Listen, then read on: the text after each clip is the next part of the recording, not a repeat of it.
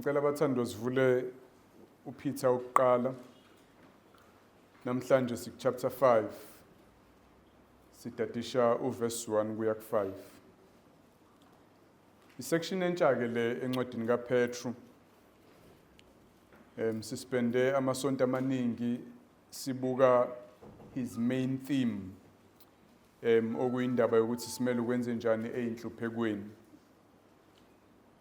Ngiyathemba ukuthi uNkulunkulu usizile kakhulu abaseinhluphekweni, kodwa nathi esingakangeni kuzona wasihlomisa ukuze zithi mayifika zisifice silungele, siready, sibalansile impela ngezwi likaNkulunkulu.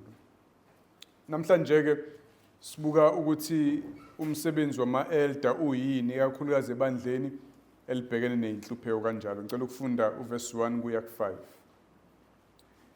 Ngakho ke ngiyawagqugquzela amalunga aphakathi kwenu, mina engiyilunga kanye nawo, nofakazi weinhlupheko zikaKristu, nomhlanganyeli enkazimulweni ezakwembulwa, ngithi yelusani umhlambi kaNkulunkulu ophakathi kwenu, ningawuphathi ngokungathi niphoqiwe, kodwa ngokuthanda, njengalokhu uNkulunkulu enza. Kungabi ngenxa yenzuzo eyihlazo, kodwa kube ngenhliziyo eshisekelayo. Makungabi njengabazenza amakhosi phezu kwalabo enibaphathiswe ukubanakekela, kodwa nibe yibonelo emhlanjini. Kuyakuthi lapho umelusi omkhulu esebonakaliswa, nizuze umqhele wenkazimulo ongabuniyo. Kanjalo nani zinsizwa, thobelana amalunga, kodwa nonke yembathani ukuthobeka, nithobelane ngokuba uNkulunkulu umelene nabazidlayo, kodwa abathobekileyo ubapha umusa. So clearly uyala ama-elder, lagama elithi amalunga. Angikaze ngeliresearch ngibone ukuthi konje iBhayibheli lesiZulu lithi amalunga ngobani. Mhlawumbe ngoba kunesigungu sama-elder bese kuthiwa kunamalunga aleso sigungu. I'm not sure exactly ukuthi indaba lithi amalunga. Kodwa kukhulunywa ngama-elder, ngangiyothi mina abadala. Noma ilinale vibe abadala yalabo abadala asebalala. Kodwa liwucommunicate kangcono umqondo mangicabanga. Kodwa ke asilisebenzisele lithi amalunga. Ukhumbule nje njalo mangithi amalunga angikhulumi ngama-member, ngikhuluma ngama-elder ebandla. Kuneyalo ke la awanikeza zona. Ngifuna sibuke ngokubuza imibuzo embalwa. Umbuzo oqale ngifuna siwubuze ukuthi awubani lama-elder, ubani nalo owayalayo. Okwesibili, kumele ngabe enzani ama-elder, yini umsebenzi wawo. Okwesithathu, kumele agqugquzelwe yini ekwenzeni lowo msebenzi. Then okugcina, ibandla kufanele lenze njani ukuze umsebenzi wama-elder wenzeke kahle ebandleni likaNkulunkulu. Awubani, ubani lo owayalayo. Verse 1, ngakho ke ngiyawagqugquzela amalunga aphakathi kwenu, mina engiyilunga kanye nawo, nofakazi weinhlupheko zikaKristu nomhlanganyeli enkazimulweni ezakwambulwa. Leli teme lithi ama-elder, leligama leli lalijwayelekile kulamazwe asempumalanga, ase-east, o-Israel, o-Egypt, o-Arabia, lamazwe nje ase-east of Europe. Kwakujwayelekile ukuthi emphakathini kwakuba namadoda ayehloniphekile nje emphakathini, mhlawumbe awobaba bakhulile, ahola imindeni yawo, agcine mhlawumbe amakhanda emndeni, ukubona ukuthi mane umndeni ngaphandle nje kwalomndeni enzalana nawo nezihlobo. Isikhathi esiningi khona ubaba enimaziyo ukuthi nangomdala kule tribe yakithi. Babe bakhona abantu abanjalo, ma kuneyinkinga ezithinta umphakathi wonke babehlangana. Baziwe ngokuthi ama-elder endawo, ama-elder aleyo tribe, ama-elder aleso sizwe leso. Kwakujwayelekile kulamazwe asempumalanga. NaseGibhithe babekhona. Uma ufunda for example kuGenesis 50, uJoseph mayongcwaba ubaba wakhe uJakobe, kuthiwa wahamba nama-elder aseGibhithe ngoba nabo babe nawo amadoda ahlonishwayo ezweni ayinhloko zemndeni namaqoqobane abantu ayehlangana beyisigungu esas for example siluleka inkosi mayinezinto efuna ukuzazi izobiza ama-elder ayiluleke makunenqumo ofanele ithathwe iwa-include iqala lapho lento yamagama ama-elder. Kwa-Israyeli ayekhona nakhona ama-elder even before kuze kuqala ukuba nomthetho. Uyakhumbula for example Exodus 3 uma uNkulunkulu emthuma uMose hamba uye eGibhithe uyokhipha abantwana baka-Israyeli. Uthi uNkulunkulu uma ufika khona ufika uhlanganisa ama-elder akwa-Israyeli uwatshela ukuthi uNkulunkulu wobabamkhulu babo uvelile kuwena. Kwakuvele kunama-elder aye kwakungekho indlela specific yokuwapika. Amadoda nje ayequbuka emphakathini naturally ngoba umuntu ubaba, ngoba umuntu umdala, ngoba umuntu uyahlonishwa, une-influence ngoba khona izinto azaziyo, khona izinto awusizo ngazo bese eba umunye wama-elder endaweni naka-Israyeli babe khona benjalo. In fact bahamba babizwa nge-Sanhedrin after Israel eseye eBhabhiloni wabuya uma kwakhiwa ithempeli lesibili ngesikhathi uJesu efa nje lamadoda amlahla ngecala khona kona umpristi omkhulu kwakunesigungu kaIsrael samadoda awu71 kwakuthiwa iSanhedrin iwona labantu babe ama-elder kaIsrael ekuqaleni ba-involve kwagcina sekuyileso sigungu esikhulu sakwa-Israel. Lathi ibandla maliqala abapostoli uma uJesu basebenzisa ukuqala ibandla babiza ubuholi bebandla ngaleli gama lama-elder lawo. Kumjuda owayejwayele lento ejwayele kaIsraeli ejwayele emphakathini yangakubo wayazi exactly ukuthi kukhulunywa ngani. Makuthiwa ama-elder uyazi ukuthi any community ngaphe east nala eAfrica to some extent nakwaZulu babe khona abantu abanje. Makune community nje abantu behlangene kuba namadoda aholayo ngoba vela ahola imndeni yawo ahloniphekile bese kuba yiwona athatha iresponsibility over leyo community aprovide ubuholi. Magne inkingi wona kufanele thatha initiative ukusolve lezo inkinga makhona ingxabano wona zama ukusolve lezo ingxabano. So ke makuthiwa kunama-elder ebandleni kumjuda kwakuvuka leyo nto. Kodwa ke wawaformalize uNkulunkulu lento yama-elder ebandla wasinikeza ama-qualifications ukuthi akube abanjani abazoba ama-elder ezweni kaNkulunkulu kukhona mawasummarize nje amadoda akhulile ngokomoya akwazi ukufundisa izwi likaNkulunkulu kwathiwa angaba ama-elder lawo madoda lawo. Now uma singakahlazi nje into eziningi buka indlela uPetru akhuluma ngayo la. Ngakho ke ngiyawayala amalunga aphakathi kwenu mina engiyilunga kanye nawo waqhubeka athi awaluse izwi likaNkulunkulu. Khumbula ukuthi uPetru njengoba ebhala ubhalela ama-province ambalwa akabhalela ibandla elilodwa. Wathi ubhalela izihambi ezikuma-province endaweni esabalele evulekile kwakunamabandla amaningi kulezo indawo uPetru abhalela kuzona. Kodwa he assumes nje ukuthi wonke azobe nama-elder. Lokho kusikhombisa ukuthi kwakuyinto ejwayelekile ngale ikhathi abapostoli ukuthi amabandla onke kwakukhona abantu kwakuthiwa ama-elder kuwona.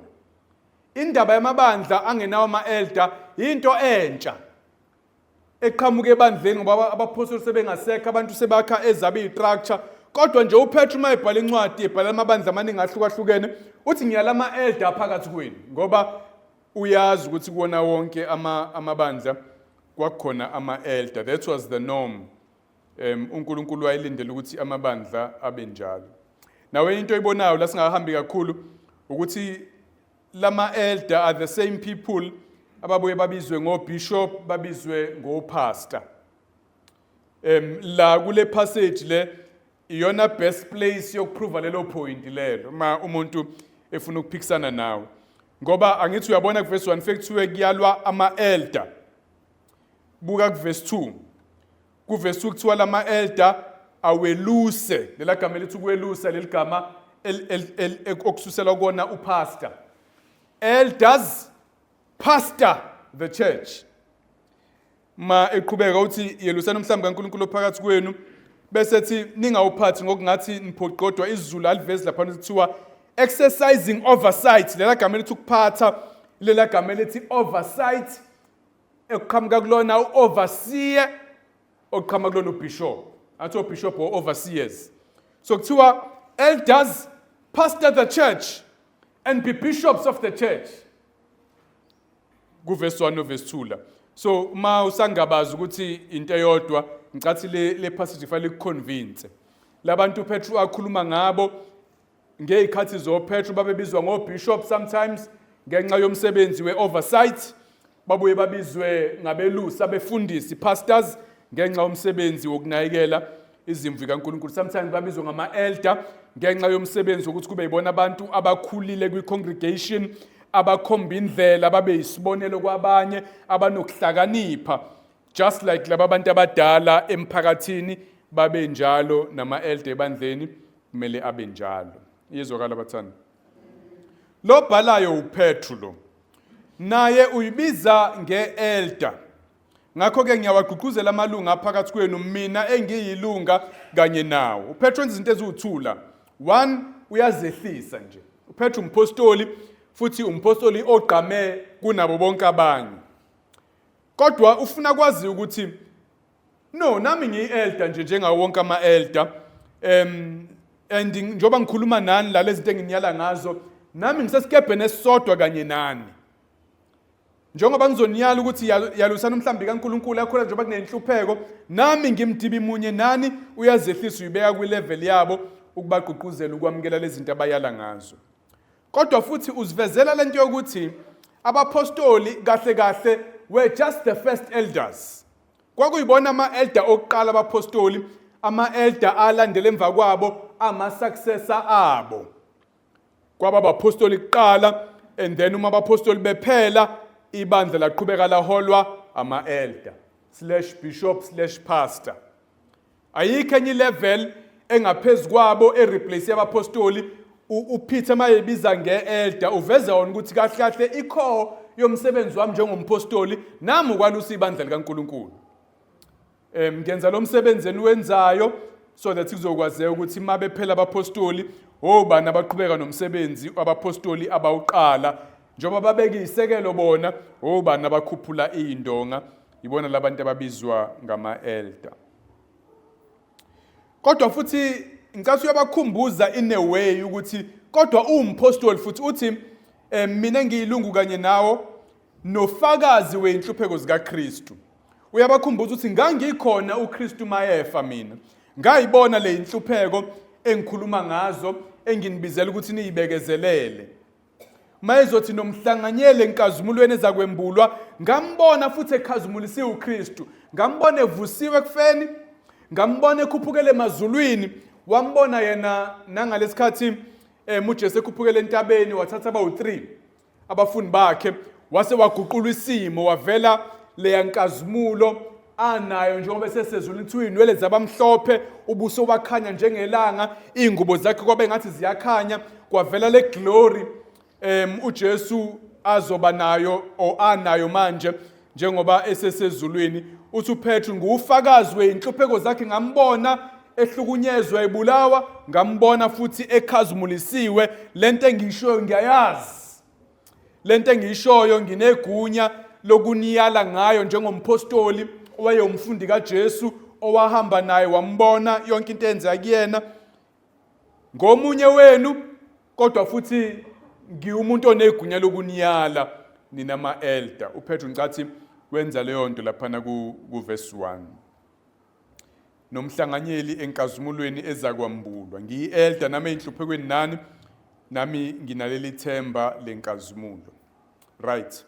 I hope yezwa lapho uthi obani ama-elder. Number 2, kumele ngabe enzani. Asibukeke umsebenzi uPetru abayala abagqugquzela ukuthi abawenze la.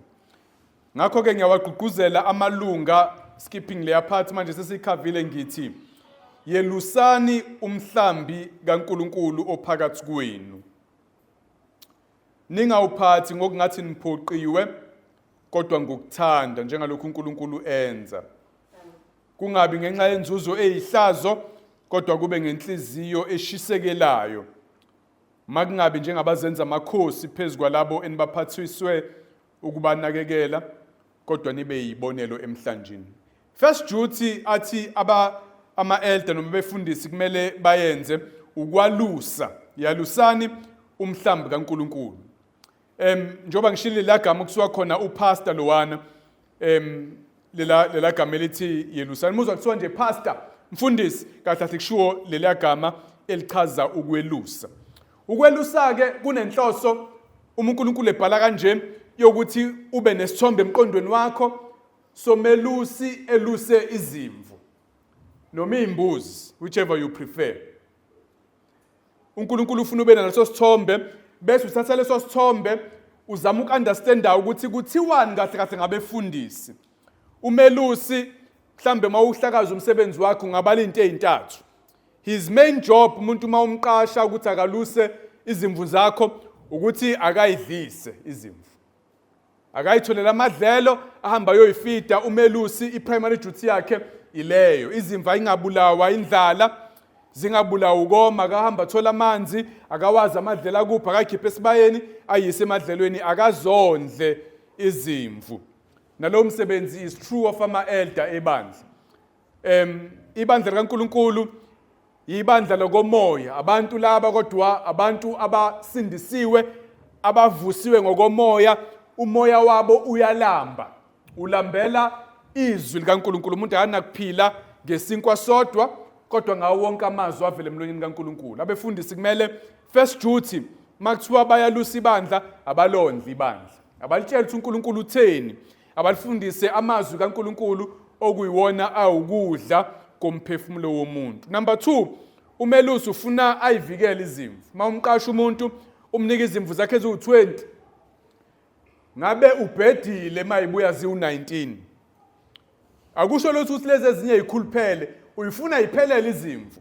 So uqasha umelusi khona ezoyivikela maqhamukile ilwane zasendle, izimvu zakho zibe protected. Umelusi unalowo msebenzi. Nebandla linezinto ibandla li-attack-wa izinto ezithize. Primary attacks ebandla imfundiso ezamanga. Usathane usebenza kanjalo uma ehlasela ibandla. Makuthi uyasihlasela usathane, akuchazi kangaka ukuthi siyagula noma siswela sinayo imisebenzi noma sixakekile. Sometimes lokho uNkulunkulu nje esebenza ibandla lakhe kuyasiza lokho. Usathane mayifuna ukukulimaza kwangempela, ukuhlasela ngeimfundiso ezamanga, ayi namadlozi ayasiza, ngena nakuwona. Ayi banehaba labefundisi, uNkulunkulu akanalo la kangaka, ungaphila noma kanjani. Ngoba into usathana ayifisayo kumuntu ukuthi ngelinye ilanga amphelezele maye esihogweni. Usathana uyazi esihogweni ufuna abantu azohamba nabo. Only way yokuthi umuntu esihogweni ukumsusa evangelini, ayeke ukwethemba uJesu ukuze asindiswe ngaye, abuyele ezonweni zakhe. That's i-aim yaSathane, that's his main aim. Abefundisi ama-elder kumele azame ukulivikela ibandla kulezo zinto. Ingakho kufanele sigagule abantu abafundisa amanga, sizama ukuniqwashisa against bona. Ingakho kufanele makukhona abangaphili kahle la ibandla ukuthi befuna ukuhlala ebandleni khona bezodonsa nabanye abadonsela emanyaleni, kumele kube nediscipline ebandleni. Lo msebenzi wokuvikela izimvu zikaNkulunkulu. Amen. Mhlawumbe kwesithathu okukhona khona la umelusi uyayiguide izimvu. Seyibuye emadlelweni, singakuphi isibaya, angakuphi amanzi, kushonwa ngaphi. Umelusi kufanele awenze lo msebenzi. Ama-elder analo msebenzi wokuligayida ibandla likaNkulunkulu ukuthi kufanele liphume lishone ngaphi, uNkulunkulu utheni. Job number 2 wama-elder. Kubalekile bazalwane ukuthi nawe ongasili elder futhi ongafisi ukuba yi-elder uzazi lezi zinto. Yebo ama-elder kukhulunywa nawo ngqola, nabafisa ukuba ama-elder in the future kukhulunywa nabo la. Kodwa nawe njengebandla, njengemvu kaNkulunkulu, kumele wazi ukuthi uNkulunkulu uthe abaholi bakhe babe njani, khona ungazi ukulandela impisi. Amen. Abanye bazwane bayakwenza lokho, alandele na umangalo, ukheqa amazinga ukuthi bamlandela kanjani lo babo nje noma lo mama nje. Kodwa bamlandela ngoba abawazi lamazwi uNkulunkulu awakhulumile ukuthi ufuna abaholi esibalandelayo babe abantu abanjani. So kubaleli nawe ulalelisise khona uzosibamba accountable thina sama elder. Uthi ayi ngeke uNkulunkulu akashongo ukuthi bani nje. Uma ubona abanye abachezukayo wazi ukuthi ulandela abantu abanjani hayi abanjani. uNkulunkulu ufuna uhlakaniphe njengemvu, ungabi imvu yokuhlatshwa nje, impisi zizenzele. So komsebenzi wesibili uthi uthe abelusa umhlambi kaNkulunkulu ophakathi kwabo. Angaqali nje lo wesibili, angiqale ngiqedile la khonto engayishongo la. No sengikuyona. Ningawuphathi ngokungathi ngiphoqiwe. Ngididisa iBhayibheli lesiZulu ngoba manje kunamagama elweqayo la. Athi uyabona lesiZulu into elandelayo lithi ningawuphathi ngokungathi niphoqiwe. Khona amagama abavele bawasummarize kwisiZulu. Athi exercise oversight. Niuqaphe, niusupervise bese kuedwa ukuthi hayi ngokungathi niphoqiwe. So yebona bakuhlanganisile kodwa kunelagama elihamba lodwa lithi niuphathe umhlambi kaNkulunkulu, niusupervise, oversight. Lamagama nakwisingisi nje ayasiza ukunderstand achaza ukuthini wona.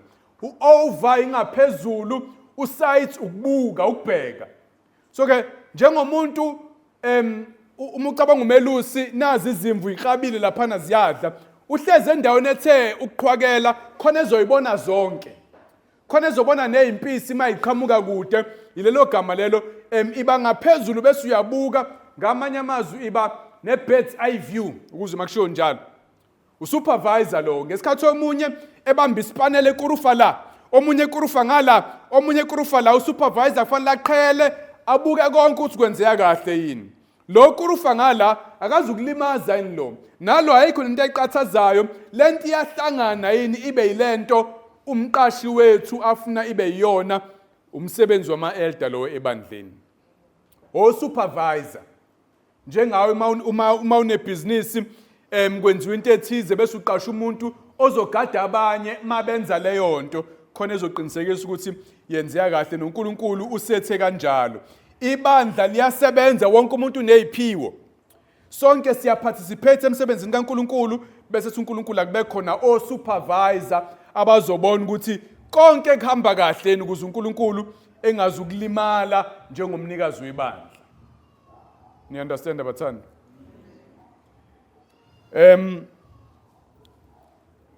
Uthi ke abawenze lo msebenzi bese bala izinto ezintathu la indlela afuna bawenze ngawo lo msebenzi. Buka ukuthi ubalani la. Kokuqala uthi kungabi sekungathi niphoqiwe kodwa ngokuthanda. Yini engabangela umuntu omfundisi enza umsebenzi wakhe uba umfundisi ngokungathi uphoqiwe? La it's easy to imagine ukuthi kwakwenzakalani la uma uPetru ebhala. Khumbula kwakuneyinhlupheko labehlukunyezwa abantu. Uma abantu abazone bezingelwa bebulawa becingwa ukuthi bangakuphi qalwa ngoba. Phendulani bazalwane. Qalwa ngabefundisi ngoba bona bagqamile bayaziwa, wonke umuntu uyamazi umfundisi, uyamazi uhlalaphi, qalwa ngabo. Ngakho kubuya sengathi inkunzimalanga la zaseyishenqa kancane. Ngoba manje kuneyinhlupheko la and inhlupheko ziqala kubona. Uthi uPetru, hayi madoda ayingeke musani ukuhlehla, wenzeni lo msebenzi, ningawenze ngathi niphoqiwe, musani kube ngathi nihlehlele emumva manje nidinga ukududulwa. Futhi kuzwala sengathi nebandla laselinokusa elalinakho la. Ngoba kusho ukuthi kwase kukhona elalithi hayi ba wena umfundisi. Ngoba manje kuneyinhlupheko wonke umuntu uyasaba ukuthi iqale kuyena baphushela abanye phambili uthi uPetru no. Umuntu oba umfundisi kumele abe yivolunteer. Akekho umuntu okufanele abe ielder ngokuphoqwa isimo, ngokuphoqwa abanye abantu ezwe sengathi kunento emphushelayo ukuthi akayenze lo msebenzi. Wonke umuntu owenza lo msebenzi akawenze willingly, usho njalo uPetru. Akawenze ngokuthanda. Nina nabefundisi wenzeni umsebenzi emokwalusa ibandla kaNkulunkulu nokuba usupervisor kulona ngokuthanda kwenhliziyo. Musani ukuhudula inyawo, musani ukuhlehlela emumva. iba namavolontiya niwenze willingly umsebenzi wokwalusa ibandla likaNkulunkulu. Into yesibili ayibalayo uthi first uthi njengalokhu uNkulunkulu enza. Again iBhayibheli lezulu liyayigeja meaning la. Alithi isiGreek asithi njengalokhu uNkulunkulu enza, sithi njengalokhu uNkulunkulu efuna. Exercise oversight phezu komhlambi kaNkulunkulu, ningenze ngathi niphoqiwe, nenze ngokuthanda njengalokhu uNkulunkulu efuna. uNkulunkulu ufuna niwenze umsebenzi ngokuthanda kwenhliziyo, willingly, ngenhliziyo evumayo, hayi njengabantu abaphoqiwe. Bese thi kungabi ngenxa yenzuzo eyihlazo. That's the second thing. Kungabi ngenxa yenzuzo eyihlazo kodwa kube ngenhliziyo eshisekelayo. Now imagine le scenario again. Yebo umfundisi uyasaba manje ukuthi qaliwe inhluphe kuzwile bashayiwe abanye befundisi kuphi, nawe uyasaba manje uhlehlele emumva akasawufuni lo msebenzi. uPetru amgqugquzela ukuthi hayi aqhutshekwe ndoda, masingahlehlele emumva, uNkulunkulu ufuna sime esiqine la kulomsebenzi lo. Makafuni yena, hayi ufuna ukubaleka yena kodwa manje inkinga uyahola. Babehola befundisi.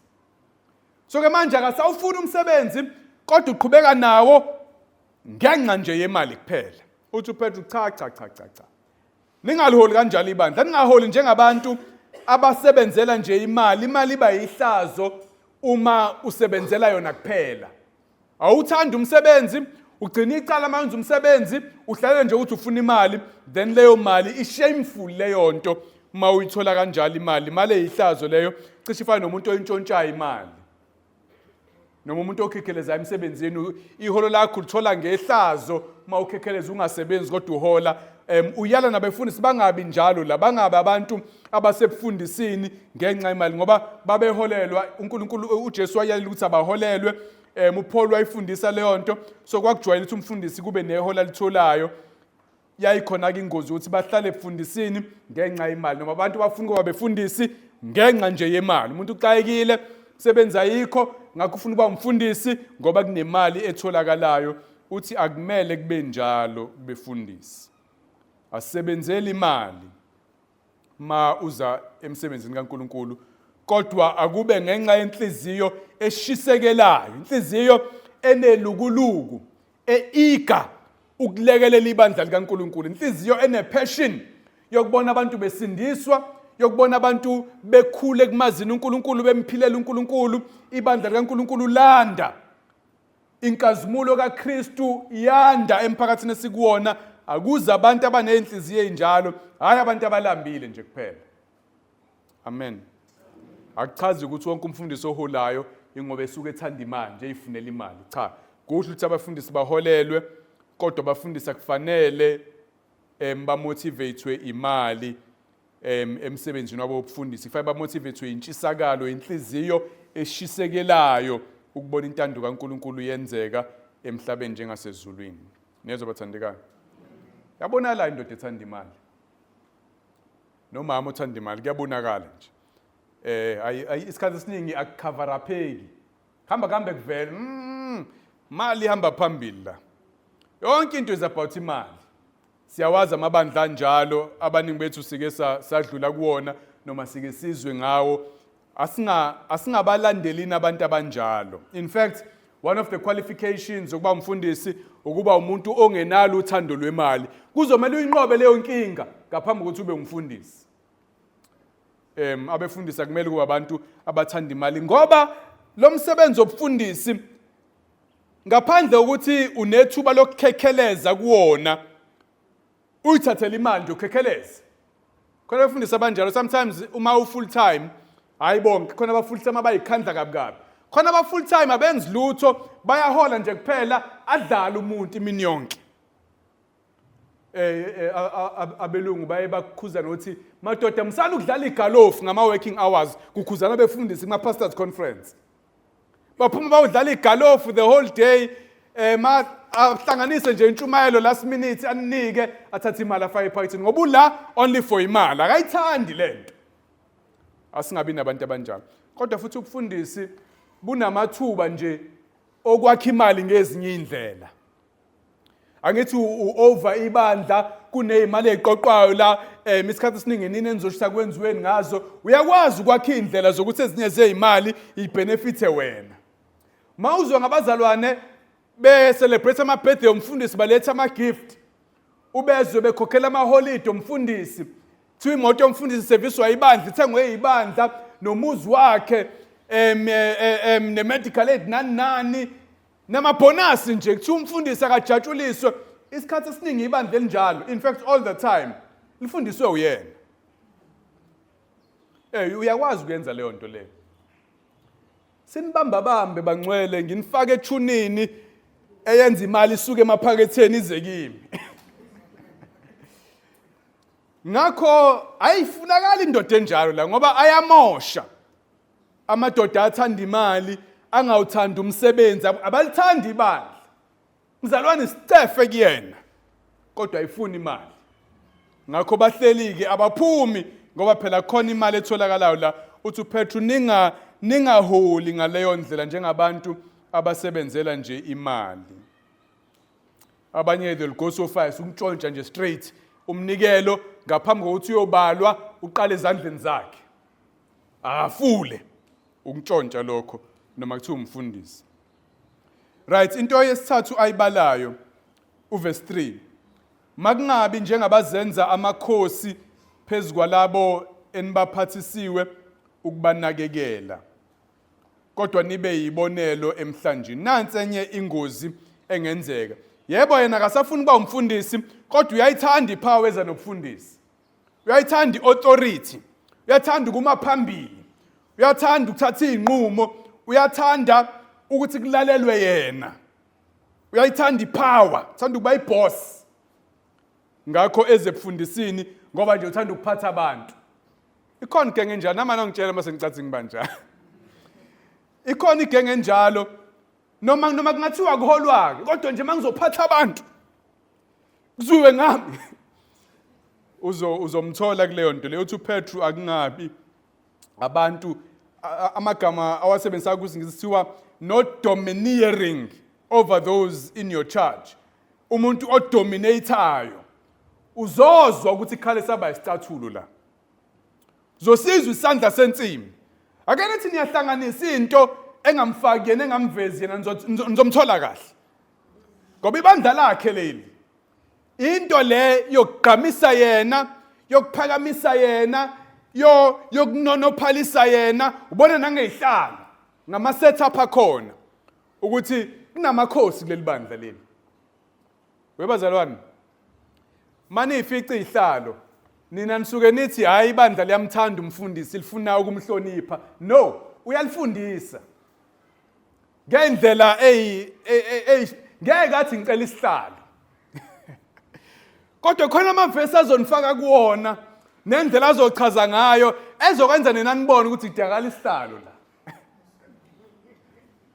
nemali nebirthday akathi ngicela ipresent yebirthday khona akaba bold manje kodwa khona indlela okuzoqhamuka ngayo athume nezinto zakhe la impelesi zakhe zicoordinate lento le so ke siyayalwa thina befundisi ukuthi asingabi abantu abathanda amandla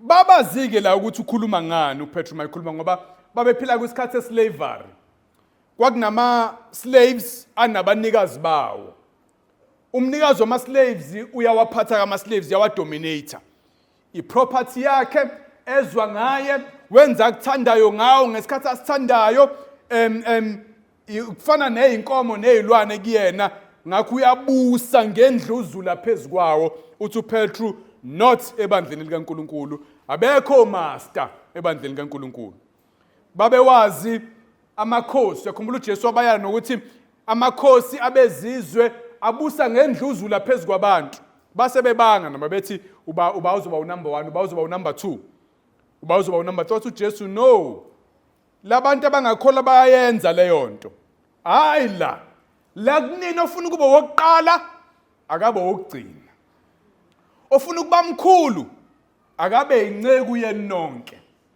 akubuswa ngamandla la wekho amaboss ebandleni kaNkuluNkulu nama-elder wasiwa ama-boss, asiwa ama-CEO uma uwumfundisi. Kunalokho indlela okumele uhole ngayo uthi yibani yibonelo emhlanjeni. I-influence yomfundisi is his example. Kumele alithande izwi likaNkulunkulu, amthande uNkulunkulu. Aliphile izwi likaNkulunkulu empilweni yakhe, emndenini wakhe, nabanye babone bathi lento iyalandeleka lento le. Bese beyavuma ukuzwa ngaye ngenxa yokubona isibonelo sakhe. I-influence ayizi ngoba nginezwi elikhulu la, ukhoza umfundisi la, bese wonke umuntu ayaqhaqhazela enza into engiyifunayo. Cha, influence iza ngokuphila impilo uNkulunkulu ayifunayo. KaNkulunkulu izimvu ziyayibona bese ziyayilandela, ziyafuna nokufundiswa ulo muntu oyiphilayo lento le. Then uba ne-influence ebandleni, then uyalalelwa ngoba uyisibonelo. Ama-elder kumele ahole kanjalo, awaholi ngendluzula ne-authority njengeboss emsebenzini. Uma ungayenzi into engifuna ngizokuxosha la. Uyazi ukuthi abanye abafundisi baxoshana emabandleni abo.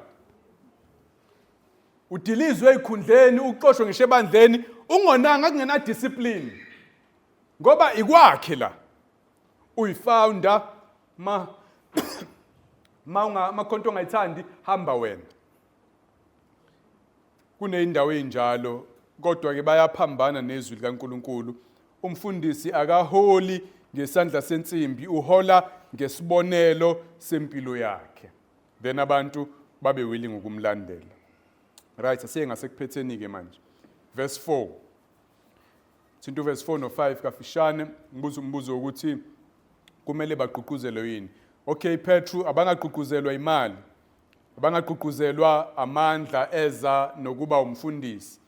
Pho bagqugquzelwa yini kanti? Why kufanele bawenze lo msebenzi baze bawenze noma sekukhona izinhlupheko eziqala ngabo? Sathane noma efuna nje ukusilandelisha ibandla, akuve kumnandi ukufunda indaba ngomfundisi owenza ukuthi nokuthi nokuthi. Ama headlines. Ngoba isikhathi esiningi inhlupheko nokupheswa kwebandla qala ebaholini balo. Verse 4. Ngiyakuthi lapho umelusi omkhulu esebonakaliswa nizuze umqhele wenkazumulo ongabuniyo. Nayi motivation yabefundisi. Phathani kahle ibandla laNkulunkulu leluseni, ligadeni, exercise oversight, nibe osupervisor phezu kweimpilo zabazalwane nokukholwa kwabo. Ningenzi madoda engathi niphoqiwe, ibani willing bafowethu, qhubekani inhliziyo zena ziyithande lento. Ningayenzela imali, ningayenzela amandla eza nokuphatha abantu, yenzeleni lento verse 4. Kuyakuthi lapho umelusi omkhulu, there's a chief shepherd. Nina nabelusi abancane. Khona umelusi omkhulu okhona. Singahambi nje kakhulu lapho, I think kune message afuna ama-elder ayizwe. One, you are not the boss when. Khona umalusi omkhulu, umnikazi webandla, wena nje umphathiswa, kusilelakhe ibandla. Okwesibili kodwa futhi awukho wedwa kulomsebenzi wokwalusa. Khona umelusi omkhulu owelusa ibandla, wena ulekelela yena, ngakho ungazizwe ngathi konke kuhlele emahlombe akho, elakhe ibandla, uyalelusa ibandla lakhe, wena nje une role encane okumele uyidlale. Ngakho imenza umfundisi agqugquzeleke lento noma kuba nzima ekwaluseni ngezinye izikhathi. Nokuthi ke umelusi omkhulu maye khona, kushuthi uyena isibonelo sabelusi abancane. Uyena isibonelo sokuzehlisa, ungazenzi inkosi, usacrifice ngenxa yebandla. Bese emva kokuhlupheka kanjalo uvuswe kufeni, ukhazumuliswe. Nani ma-elder enenza kanjalo niyokwenziwa njengomalusi omkhulu, khona umalusi omkhulu. Uthi kuyothi nxa ebonakaliswa mayibuya uJesu. Ufihlekile kwamanje, usazovezwa uJesu mayibuya. Mayibonakaliswa niyozuza umqhele wenkazumulo ongabuniyo. Babeyazi ukuthi kukhulunywa ngani la, thina sibuye sidideke kancane. Sicabanga imqhele yamakhosi. Ama-athletes kuma-Olympics, ayekhona ama-Olympics already ngale izikhathi lezi. Babethi mabewinile bangathola ama-medal njengamanje. Gold, silver, bronze. babethola imqhele. Kwakuthathwa amahlamvu enziwa bewuround bese beyawufaka la umqhele kubona athi nango winile, kwakuba amahlamvu imqhele yabo. Obviously amahlamvu ayabuna ngithi. Azokoma, azoshintsha umbala, ngeke asaba green, azogqwala. So ke ukhuluma nge-reward after uqede i-race wayigijima kahle wawina. There's a reward. There's a medal ngelanguage yethu yamanje. Khona imedal uJesu azoyinikeza ama-elder awenze kahle umsebenzi wawo, angawenzela imali, angawenzela ukuthanda ukuphatha abantu, angawenzela ngokuhudula inyawo nokwenqena. uJesu mayefika ebonakaliswa uzowanikeza a reward, umvuzo. Kodwa umvuzo ozobe ungafani nomvuzo othola kuma Olympic lo, ngoba wona uyabuna. Yabuna ile ntuzi crown. Kodwa futhi abantu bayakhohlwa nje ngoba iglory umuntu asuke egijimela akusikhona nje ukuthola amahlamvu. Ugijimela ukuthi aziwe ukuthi mina ngibashiya bonke la. Ileyo nto abantu abayifunayo mabeba ama sports stars, ama superstars. Imina ngishaya amagoli ukwadlula bonke. Leyo nto yokwaziwa abantu, yokuhlonishwa abantu, yokugcwala kwezihlwele zichwaze stadium, zisho igama lakho. Eish, mnandi man. Ronaldo badlalela leyana. Abagijimela leyanto ukwaziwa abantu, ubuso bakho buvele kuma billboard, imnandi ukwedlula iholo abaliholayo. Imnandi ukwedlula imedal abayitholayo. That's the reward abasuke beyifuna abantu mabegijima kuma Olympic. Nathi soyithola. Kodwa le yabi yadlula. Ngoba abantu bamba ukukhohlwa abantu qhamuka izitaya ezintsha. Niyamazi uPele? Umwazi uPele uyabonala nothi umngakanani. Amathuke wamazi uPele. Wake waba yi-superstar edlula wonke ama-superstar. Leyo glory isiyaqwala. Sesikhuluma ngoRonaldo nabo isiqalela ukugqwala iglory yabo noMessi. Sikhuluma ngoHaaland manje, yabona into ekanjalo, Yamin Lamal. Kanjalo nje. Ngoba iglory yasemhlabeni abantu bazokukhohlwa noma unganswempu kanjani. Okungaphela emhlabeni kuyahlola. Kodwa khona iglory engasoze yaphela webazalwane. Khona umqhele wenkazimulo, ukwaziwa, ukunconywa, ukudunyiswa okungasoze kwaphela. Esiyokwamukela uJesu ebuya. Nayi mina into engimotivateayo ebufundisini. Kulula vele kuthina siholi enizweni ekukhanyeni, siyohola ngelinye ilanga abazalwane. Mase ku right siyafuna abafundisi bahole. Khona bezoyikusebenza banaka ibandla kuphela udaba baholi kwamanje. Ngiyamkhola uNkulunkulu uthi angisiyo umuntu othanda ukuphatha ngazi, usindi uzongitshela mase ngiqeda intshumayelo. Hayi ubuye uthande kulalelwe wena kuphela. uNkulunkulu akangisizi lapho, kodwa ngikhola ukuthi ngikulo msebenzi ngoba ngithanda ukuphatha. Mhlambe manginjalo ngakuphatha ngala emsebenzini kuhamba nanemali eningi ngikhona ngakhona mawuphethe abantu. Kodwa into eyenza mina ngiwuthanda umsebenzi wobufundisi, ngizame nokuyikhandla kuwona, ingoba ngifuna ukuba usambhali ezulwini. Ngifuna mayibala inkunzumalanga. Khona ezizobe ngaphezulu kwami engafuna ukukhompyutha nazo, angikhompyuthi noPaul ngoba ngeke ngiyiphuze inkomisha ayiphuza. Leza inhlupheko leziyana zi-right for uPaul. Nomvuzo ohamba nazo. Kodwa nami ngifuna mayehli ilist ishona enzansi, ngingabalwa emsileni. Ngifuna ukuvela somewhere ngempela nje yabona, ngivele. Angifuni ukubala ekugcineni. Angifuni ukubalwa sekuthiwa nani nonke. Cha. Ngifuna igama lami nami laziwe ezulwini. Ngifuna umqhele ezulwini. Ngifuna idumela. Makunama billboard ezulwini, nami ubuso bamavele kancane mase kudlule oPaul. Ukubona mabuka imovie. Mase kukhuphuka amagama. Fike kuqala itaring ne. Bese kubalwa laba kade belekela itaringi, bese kuthiwa and others. Mase kuthiwa others abaveli one by one, kuvela makhala mawu3 ungasafundeki. Labo kuquqabe laba kade bedlula ngemumva. Cha. ngifuna maqedwe itaringi nami livele igama lami. Ayikho inkinga ukuthanda udumo as long as ulifuna emazulwini.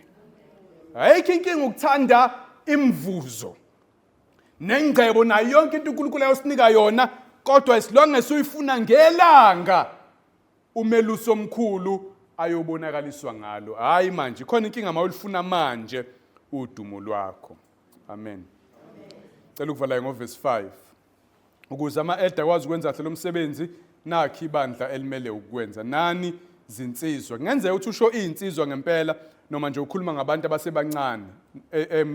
IsiGreek sithi you who are younger, kodwa isiGreek ilentuza amagama khona anegender ungayifakanga.